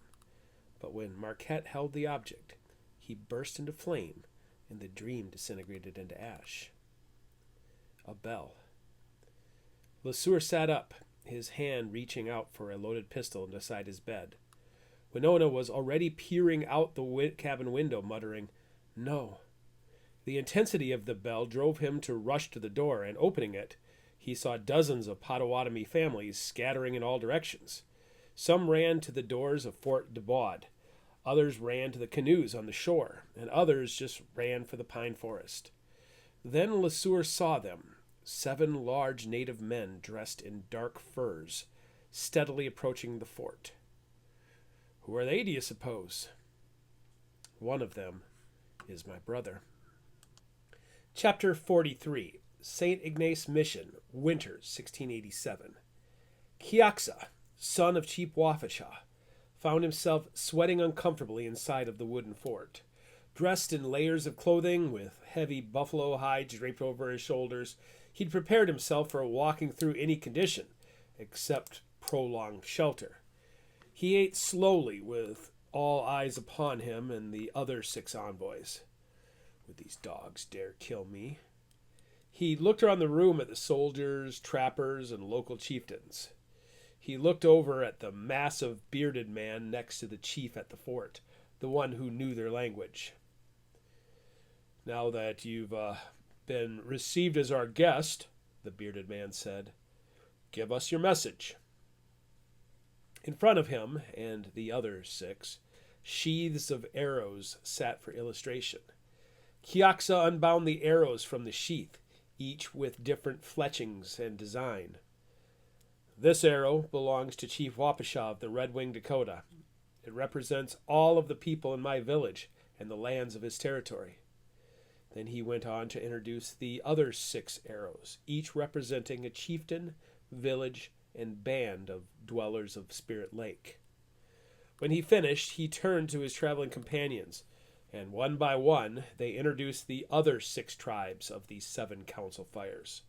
7 tribes with 7 bands, totaling 49 arrows. "Our borders are closed," Kiaksa said. "We will not tolerate violations from either trappers or beggars from the east. If France is indeed a powerful nation, then it will control its people. Red Nose and White Hair will not be allowed to trade or trap in our territory. The Fox and Iroquois tribes must return to their ancestral lands so that the displaced tribes might also return.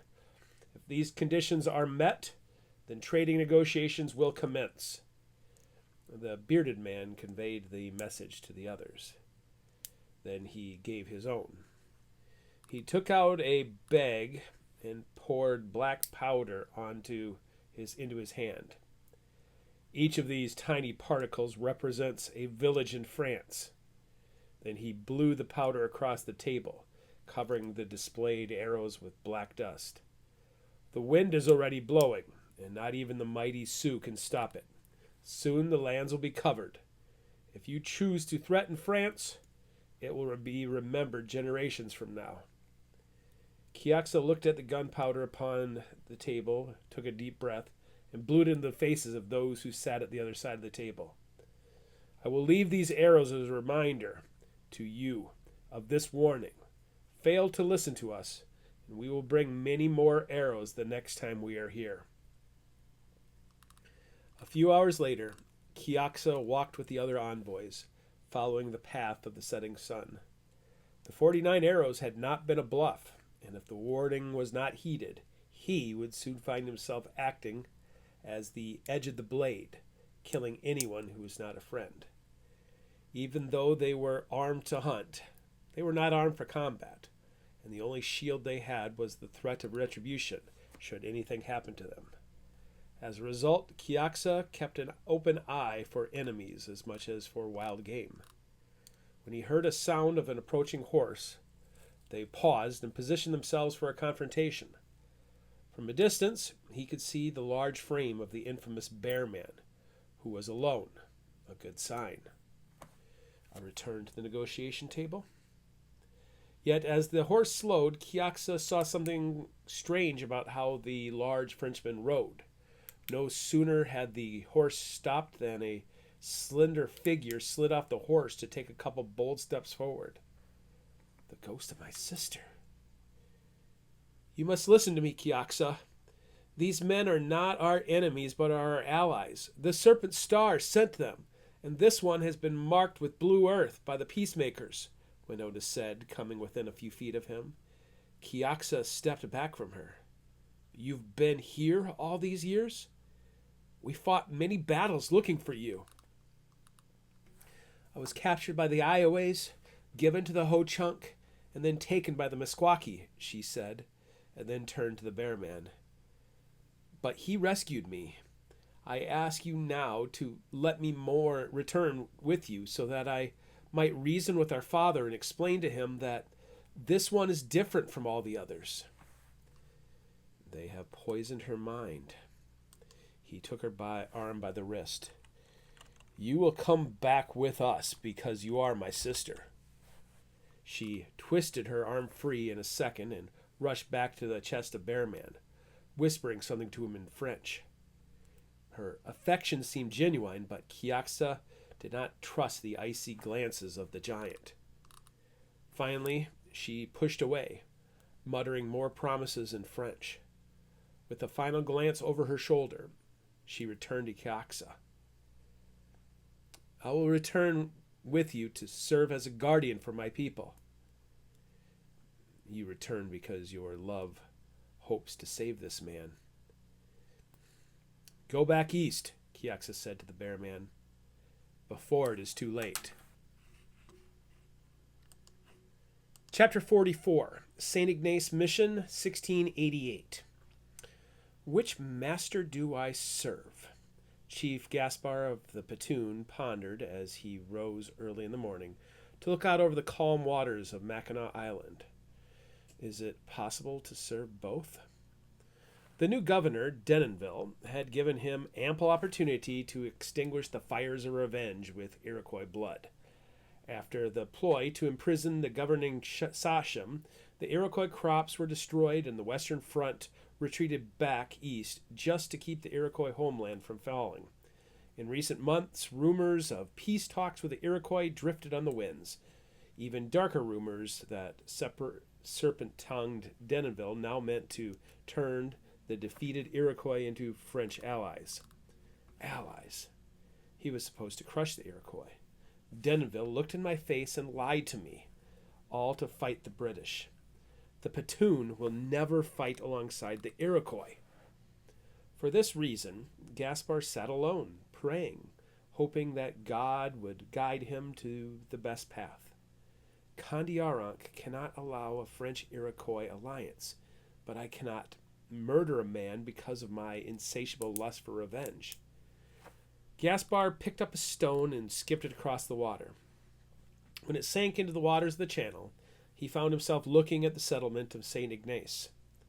6 years had passed since the Serpent Star appeared, and he doubted if the righteous peacemakers would approve of the vile plan hatched in Iroquois lands.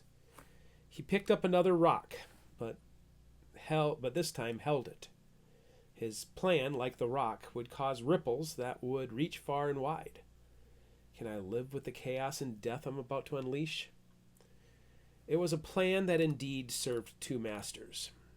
Young men soon stirred in the camp, and upon seeing their chief, quickly prepared for the day. What are your wishes? A captain finally asked. We will bring the Iroquois prisoner to St. Ignace, Gaspar said. But I also want the Seneca slave to be brought with us, kept at a distance, but still able to be seen.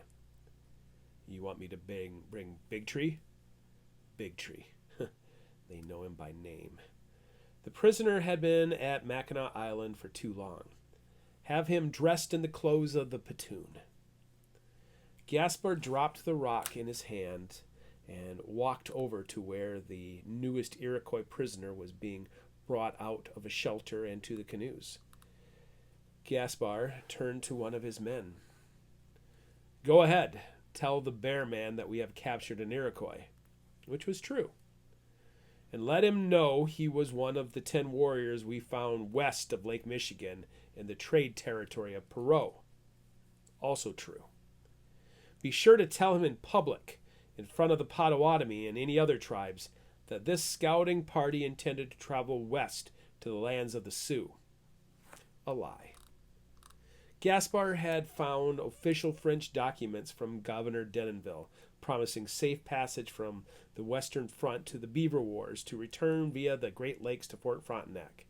Like the Petun, all other tribes gathered as refugees at Mackinac had lost in war to the Iroquois, and a lie about them pushing further north and west would enrage the moods in the trading post, especially that of the Bear Man. The new prisoner and Big Tree were brought out, one bound and the other disguised. In front of his men and the 2 Iroquois, Gaspard said, "The Petun will not stand in the way of a peace treaty between Iroquois and Governor Denonville. But we are also bound to the Bear Man. This is his trade territory, and before you and the rest of the delegation can pass through, we must get his permission. Do you understand how I'm constrained in this matter? I restrain your men only for their protection." A big lie. After Gaspard personally escorted the leader of the expedition to the Petun camp, he ordered the rest of the delegation murdered and their bodies hidden. Big Tree of the Seneca will come to witness the sincerity of the Petun, Gaspard continued, gesturing to their long-held prisoner. God forgive me for what I'm about to do. By the time the Petun flotilla arrived at the shore of St. Ignace Mission, a crowd of angry native traders stood with poison in their eyes. Paul Bonjean, the Bear Man, stood with his arms crossed in front of the trading post, readying to assuage the concerns of his native trade partners. As the Petun marched the captured Iroquois to the post, Gaspard glanced to Fort de Bois to see if any curious soldiers had come to inspect the disturbance. Luckily, they hadn't grown curious enough to check on what appeared to be a trade matter. Beside the Bear Man was Jacques Lemoyne, who had grown up despising the Iroquois. Gaspard's officers stood beside the Frenchman, affirming the message with a nod. So Gaspard began the performance. "Greetings, Paul Bonjean, the Bear Man of the Big Woods. I present to you a prisoner, a war chief of the Iroquois." "Who are you?" the Bear Bonjean said in the Iroquois, "and why are you this far north?" "I am Stonehill, the Cayuga, and I have come this far north because I was promised swift and safe passage back to Fort Frontenac." Gaspard almost smiled. Stonehill had been warring openly with the Illinois since Governor LeBar brought shame to New France with his blunder, of which Jacques Lemoyne would obviously remind Bonjean. Even though the Illinois were not allies with any of the northern tribes, the native traders knew how France had abandoned them to Stonehill's aggression. "Who promised you this swift and safe passage?" Bonjean asked after council. "Governor Frontenac," Stonehill boldly declared. "Lies!" one of Gaspard's men shouted loudly, and the terror of having France turn on them like with the Illinois brought angry echoes from the native traders. Bonjean spoke privately to Jacques Lemoyne, and then both looked to Gaspard, who gave the slightest headshake. "You bring the Beaver Wars to my shores and then lie about safe passage." "It is no lie. I gave the muskrat the documents," Stonehill said. "This is the first I've heard of it," Gaspard said, pitting himself against the Iroquois prisoner. The angry native traders immediately took sides against the prisoner. "Should I send for another man from his party?" The bluff was rejected by Bonjean. "There is no need. We are at war with the Iroquois, yes, but more than that, this man threatened my allies with his vile stench. The arrogance of the Iroquois will not be tolerated. Let all of you know that the Bear Man will defend you from your enemies." As soon as the axe was lifted, Gaspard looked away, not in shame or disgust, but to glance over at Big Tree, who would soon be witness to the murder. Once Stonehill had been killed, Gaspar, with bowed head, said softly, "The platoon will not slaughter prisoners who willingly surrender to us." A chorus of Potawatomi volunteers offered to do what had already been done. And now, the final nail in the coffin. Gaspar turned around, bringing his men with him and the canoes. He told his final lie.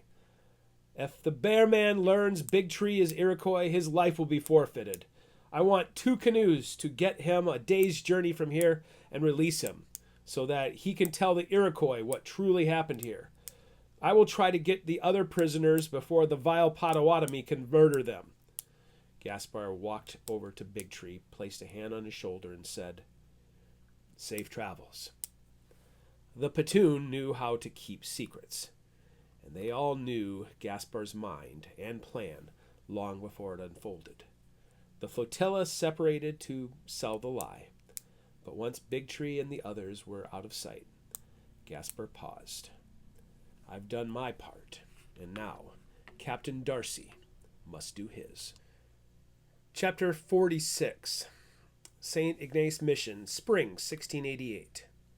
Philip Dubois whittled an elm branch, sending the wood flakes bouncing off the boulder and into the waters of Lake Huron. His eyes darted up occasionally from party to party to watch the drama unfold around him. Early in the morning, the surviving leaders of the LaSalle expedition went into Fort Dubois to speak with the first ally they'd found since LaSalle's death the previous year.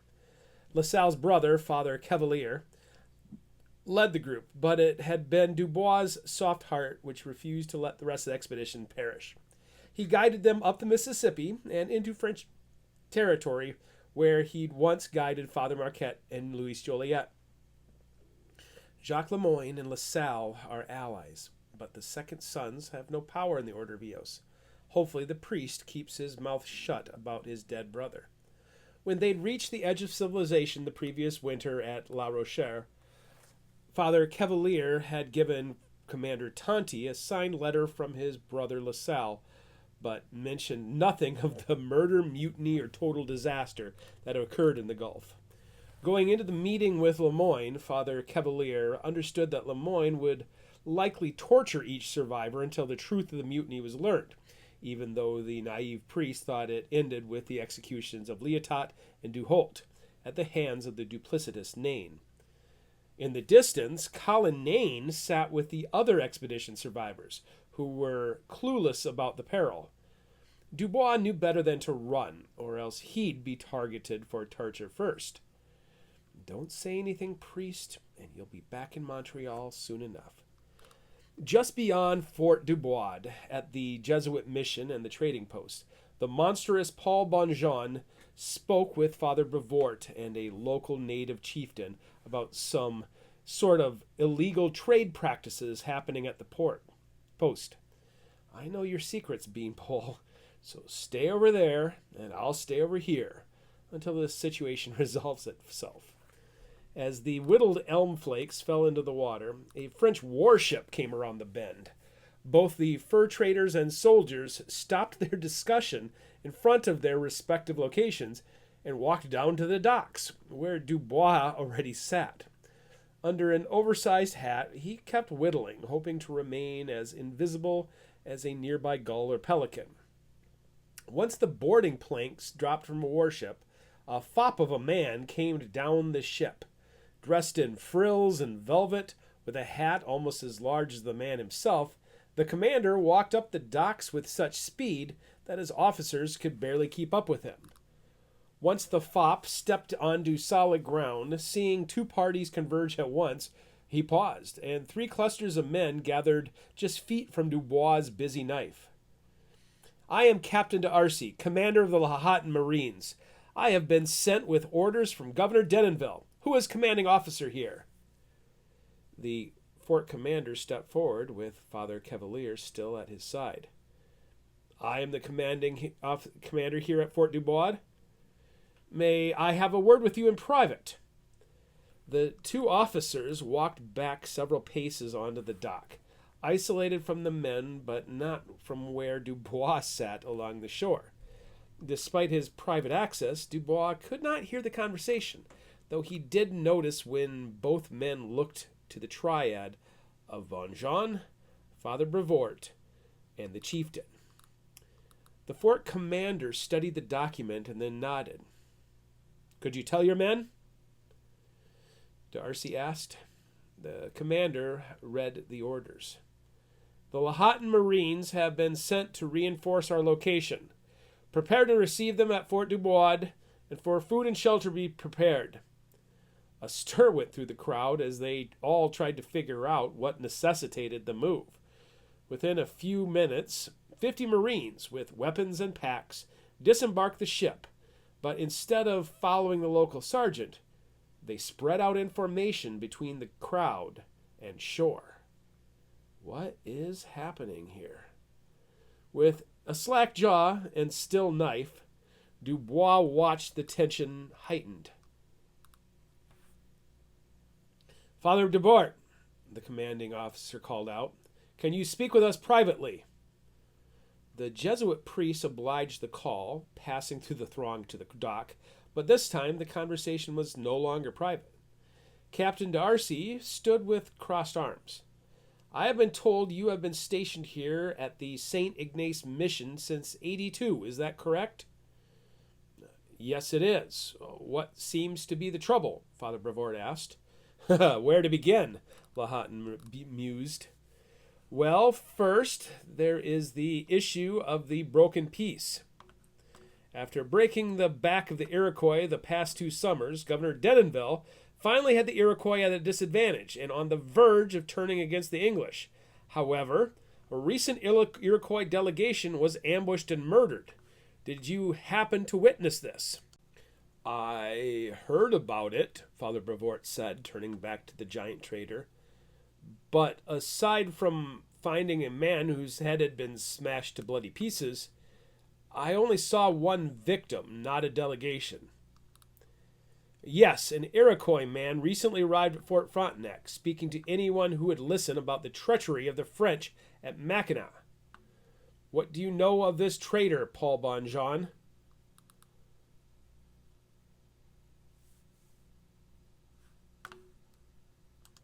"Bonjean? He's got all the natives wrapped around his finger, through trade practices that are quite unscrupulous. He's been given a license from Nicolas Perrot to act as an agent of the Company of the North." "You've seen this license?" Captain Darcy asked. "Yes, but not in a few years." "And it was signed by Perrot and this fellow Bonjean?" "It was." "Do you recognize this sketch?" Captain Darcy asked, showing the Jesuit another piece of paper pulled from his vest. "Son of a bitch, where did he get that drawing?" "It looks like Bonjean," Father Brevoort confessed. Darcy showed the sketch to the crowd. "This man was drawn by a companion of Father Marquette, which explains the youthful appearance of the image. I spent time with the teachers at Notre Dame in Montreal, and they described a Don who had the gift of being able to learn a language in just a few weeks' time. Do you know such a man out here on the frontier?" "Why, yes, that also seems to fit Bonjean." "Commander, are you convinced?" Captain Darcy asked. "I am," the commander said, "but you'll have to be the one to do it." "So be it," Darcy said, and marched back to the solid ground of shore. In front of the confused throng, Darcy looked even smaller, but when he put his hands on his hips, his voice pierced the silence. "On behalf of King Louis XVI, Governor Denonville, and Bishop Laval, I place Pierre-Charles LeSueur under arrest for murder, trading without a license, and violation of a Don conscription with the Jesuits." For a moment, all heads turned, unaware of who the captain targeted. The squad of Marines advanced, but before they could find their target, Paul Bonjean charged like an enraged bull. Moments before his big fist would have broken the face of the young captain, Darcy deftly bent, tripping the brute as his fist found only air. The big brute spun like a panther on the ground, but by the time he rose, Darcy ran behind a squad of 5 men with drawn swords. "There's only one man who would know my name, and he had his fingernails removed, just like I'm going to remove your head from your shoulders," the giant bellowed. "2 men knew your true name," Captain Darcy said from behind his protectors, "but the man who drew this had all of his fingernails, I assure you. From your reaction, I can only assume you are indeed Monsieur LeSueur. You are going to have to explain yourself to the authorities in Montreal." Could it be that Captain Darcy is an agent of the periphery? "This man had the part in the murder of Father Jacques Marquette," LeSueur said. "Do not believe his lies. If there is anyone who should be arrested, it is this man, so we can torture him and get to the truth. You know me. Now stand with me." Dubois gripped the sharpened elm spike in one hand, and the other held his knife in case Beanpole spotted him. The giant looked right past the squad of 5 soldiers and advanced on Captain Darcy. The boldest of the soldiers put the tip of his blade against the chest of LeSueur, who looked down at it for a moment before brushing aside the blade with his hand. He headbutted the soldier's face. Then there was a flurry of fists, sending the small Marines flying until he had hold of the young captain. His fist smashed into the officer's face twice as the advancing Marines mixed with the confused crowd of natives. Then something stunning happened. A throng of natives, who at first appeared to be answering the giant's call for help, tackled him, dragging him to the ground, and the square chief gave a blunted blow to the ogre's head to subdue him. "What are you doing?" Jacques Lemoyne shouted, stepping into the mayhem with pistol drawn. "Step away from him, Gaspard, you traitor!" "This man is not who he said he is," the fort commander said. "He's disobeyed orders from Denonville and has operated as an agent without a license. Captain D'Arcy will be assuming command of Fort Dubois, and I am to escort LeSueur back to Montreal. I know his worth, and I promise he'll receive a fair trial." Lemoyne pushed the natives away, but the Lahontan Marines came in with leg irons and cuffs before LeSueur could shake off the blows given to him by Gaspard. Empires are rising and falling before my eyes. Father Brevoort looked as confused as the rest, and based upon the conversion back at the dock, Dubois shaped a new theory. While Jacques Lemoyne threw a fit, LaSalle's former engineer and murderer also watched closely, studying both Captain Darcy and the platoon chief Gaspard. Nain seems as confused by Captain Darcy as everyone else, so he must be Priory of Ormus and a British spy. But is Darcy also? "Take him away," Captain Darcy said to his men. "Lock him up in the ship's brig and guard the docks." Gaspard and the natives withdrew from the conflict, leaving an orderly arrest of LeSueur, who was lifted to his feet. Suddenly, as LeSueur's massive body came back to life, jerking and twisting, but it was then knocked to the ground by the soldiers holding the chains. "Nothing personal," Darcy said. "I'm sure you'll clear this all up when you're back in Montreal, but now I must talk to the commander about the transfer of leadership here at St. Ignace Mission. A name given by Father Marquette, wasn't it?" The new squad of Lahontan Marines dragged LeSueur to the docks and a waiting ship.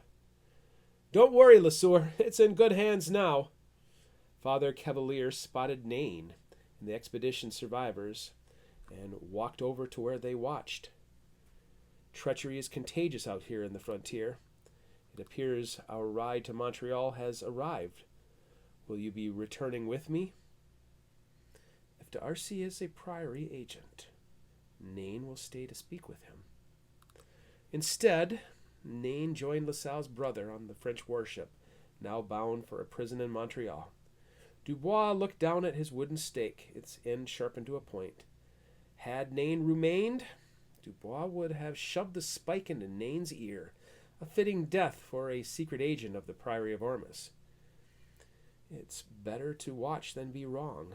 Now I have 2 answers. Dubois had to wait for hours for things to calm down at the fort, but finally, Captain Darcy emerged again as he headed from the fort to the trading post. Dubois intercepted him just before reaching the building. Although a sergeant and the platoon chief Gaspar escorted Darcy, Dubois felt confident enough in his theory to risk his life. "Could I have my drawing of Beanpole back now that you're through with it?" he asked. Gaspar and Darcy prepared to draw weapons, and a moment later the sergeant also put his hand on his pistol. But Dubois took off his hat to reveal his red, although albeit thinning hair. "I've been waiting on the edge of camp all day." Do I have to say it out loud? On the edge. The periphery. Darcy grinned.